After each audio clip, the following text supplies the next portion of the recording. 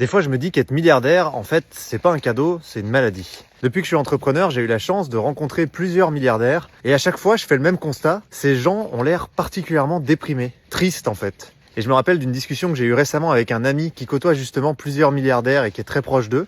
Et l'un d'entre eux lui a confié qu'au-delà de 20 millions de fortune personnelle, en fait, chaque euro en plus qu'il obtenait, c'était plus d'effets négatifs que d'effets positifs. C'est fou parce que ça nous ramène à cette expression qui dit que nos possessions nous possèdent. Et en même temps, c'est normal d'être blasé quand on a accès à absolument tout.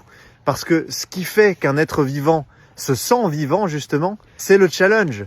C'est le fait de devoir réussir des choses qui sont ambitieuses et pour lesquelles il y a de l'enjeu. Mais quand on est milliardaire, il n'y a plus vraiment de risque. Et donc on perd l'élan vital. Même si on a le sentiment que ces gens-là se sont achetés la liberté, la réalité, c'est que ça génère une quantité de stress, de sollicitations qui est absolument ingérable. Alors je suis pas du tout en train de dire oh là là les pauvres petits milliardaires, mais c'est surtout que le concept même du fait qu'un individu puisse être milliardaire, ça ne sert ni la population, ni la planète, ni les milliardaires eux-mêmes. C'est quand même fou et triste à quel point on peut être immensément pauvre en étant pourtant immensément riche. Bref, pour conclure cette petite vidéo, je ne me souhaite jamais d'être milliardaire et je vous le souhaite pas non plus.